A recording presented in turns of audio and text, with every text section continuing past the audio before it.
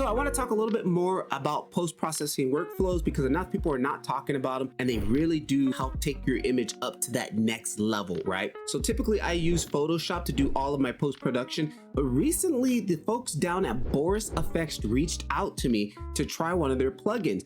Now normally like plugins, I hate using plugins because you know everybody can't follow along. These plugins do help you save time, and if you do something over and over and over again, your time is the most valuable thing. You know, time we can never get back. I took my workflow from basically 15 to 20 minutes in Photoshop and literally down to 5 minutes using this plugin by Boris Effects called Optics. Let's take a look at it. All right, guys, so we're in Optics 2024. This is part of one thing of a whole suite. I'm barely scratching the surface of what these things and all these plugins can do. There's so much stuff, but if you're not familiar with Boris FX, they are the ones who make Mocha Tracker. And if you guys use After Effects, you are probably familiar with Mocha Tracker. That is the one thing I do miss from using After Effects was Mocha, because it's so much easier to do planar tracking inside that. We're gonna go through planar tracking in another video, so stay tuned. I'm gonna show you how to do planar tracker inside of Blender, and then I'm gonna show you how easy it is to do it inside of Mocha.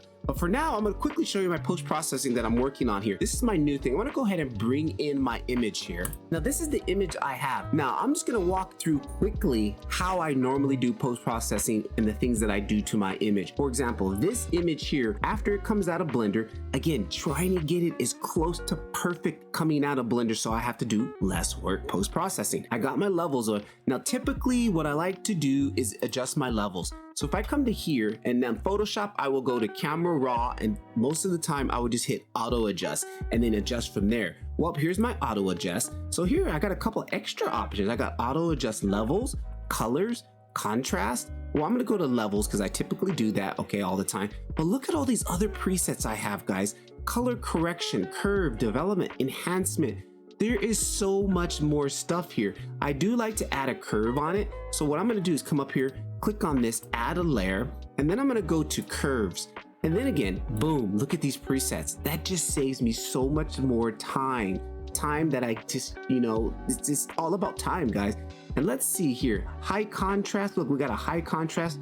Boom, that really punches things up. Here's a curve over here. Again, I'm free to make some more adjustments on it if I want, but I'm gonna leave it on default.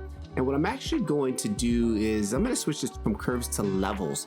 Check this one out, levels, clip highlights. I like to clip my highlights just a little bit to get this blown out effect, which happens in real world when you're filming with the camera. Things tend to get blown out. I don't mind having things blown out a little bit, but I'm gonna come in here and just pull that back just a little bit, right? Just a little bit, right about there. Then from here, I normally will come in. I don't like to do too much color grading itself because I like my image the way it looks. I'm gonna go ahead and make a new layer again, add new layer, and let's see what we got as far as color enhancement. I'm not too big a fan of tweaking I like where my colors are here, color correct. And then here we got our full, you know, the same system that we use inside of DaVinci Resolve. You got that here.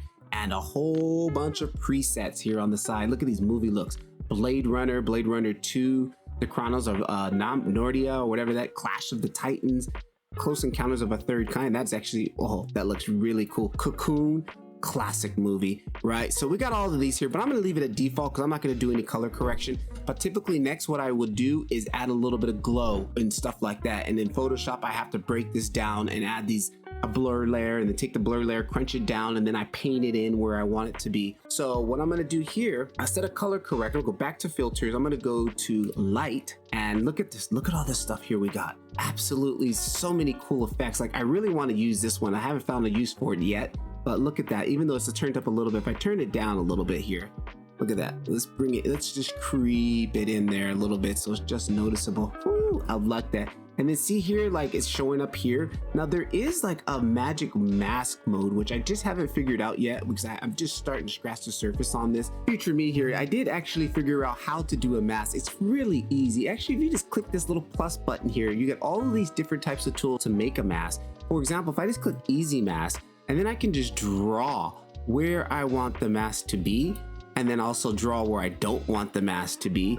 And if we go like that, we hit enter on the keyboard, it's going to process that for us really quickly. And then boom, if you look here, I've got this mask. It's already made out right there. Super easy to really just go ahead and add in a mask. Something I'm gonna look more into in the future and using the masking tool setup. But I'm gonna go down here to S Glow. We scroll all the way down here, S Ultra Glow. This, wow, look at that, just comes in kicking. This is what I really like here. So I'm gonna back this value off. And then again, I just like to bring things in subtly. Like the show is not about the glow.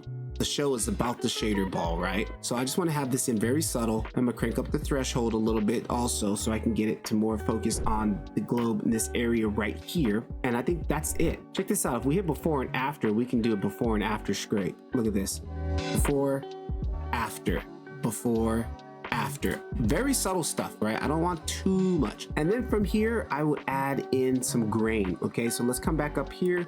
Make another add layer. This grain is absolutely fantastic. Go to Film Labs, and then again we go to, where is it, S Ultra Grain. There it is, S Ultra Grain. Look at all these real world cameras I have grain for. Alexa, the Alexas. I mean, you can't buy Alexas, guys, but I can simulate that grain, which is, whoop, sorry guys, I can simulate the grain from Alexa. I always forget to turn the timer off on that, but whatever. So we got that going. We got all these different grains here, absolutely from real world cameras and real world film, which is really cool. So I think I'm gonna just add a little bit of grain here from the Alexa Mini, and that looks really nice, but I'm gonna pump it up a little bit more. I want a little bit because you really won't see it on YouTube. YouTube kills it, but I'm gonna crank it up a little bit to about 1.9, 1.8, and we come in here, you can type them in here. I'm gonna go 1.9. I always go a little bit heavy on grain, and boom, that's typically all I would do.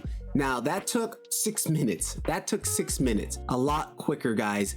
And the main reason, because Photoshop, I have to break down the whole process of making a glare node, you know, or a bloom node, and then painting it in where I want. It's a little bit more tedious, and then I have to go to Camera Raw, adjust my levels all there, and then, you know, I can set up presets in Camera Raw also, but I'm gonna have to make through the steps of doing this. This just saves time, and again, your time is the most precious, valuable thing, which I appreciate you guys allowing me to just take your time right now to show you this. I'm just scratching the surface on what these plugins can do. There's a whole suite of plugins, but this was the first one that I loaded onto my computer. Here it was, just so I can get familiar with. This was something that I do know I wanted to use. You guys can do a trial. I think they have a free trial version that you guys can check out. I have the links down below. Take a look at this. If this is something that you do a lot, if you do a lot of post-processing, editing on images and stuff alike, take a look at this, guys, because it's really saving me a lot of time. Enough of my jibber jabber, because I'm gonna get back to work on some more stuff here. Take a look at Optics 2024 from the folks down at Boris FX. And again, if you guys want this scene, it is available on my Gumroad. You guys can download it from Blender Octane for free. Play with it, play with the shaders, and do all that jibber jabber stuff. Catch you guys in the next one. Patrick Levar. Keep filming, or sorry, keep rendering. It's the only way you'll get better. Peace.